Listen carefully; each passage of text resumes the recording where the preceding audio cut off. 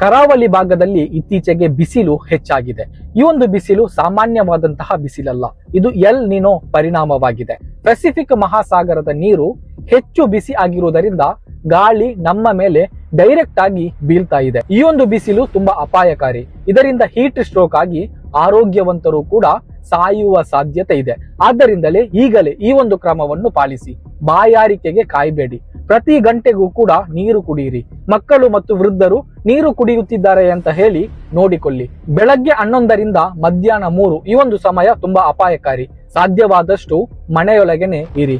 ಕಪ್ಪು ಬಟ್ಟೆ ಬೇಡ, ಹಗುರವಾದ ಬಿಳಿ ಕಾಟನ್ ಬಟ್ಟೆಯನ್ನು ಧರಿಸಿ. ತಲೆನೋವು, ಮೂರ್ಛೆ, ವಾಂತಿ, ಒಣಚರ್ಮ ಇದು ಹೀಟ್ ಸ್ಟ್ರೋಕ್ ನ ಲಕ್ಷಣಗಳು. ಇವು ಕಂಡು ಬಂದ್ರೆ ನೆರಳಿಗೆ ಕರೆದುಕೊಂಡು ಹೋಗಿ, ದೇಹ ತಂಪಾಗಿಸಿ. ತಕ್ಷಣ ಆಸ್ಪತ್ರೆಗೆ ಕರೆದೊಯ್ಯಿರಿ.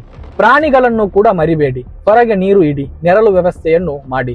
ಈ ವಿಡಿಯೋವನ್ನು ಮೌನವಾಗಿ ನೋಡಬೇಡಿ. ನಿಮ್ಮ ಕುಟುಂಬ ಹಾಗೂ ಸ್ನೇಹಿತರ ಜೊತೆ ಹಂಚಿಕೊಳ್ಳಿ. ಒಂದು ಶೇರ್ ಒಂದು ಜೀವವನ್ನು ಉಳಿಸಬಹುದು.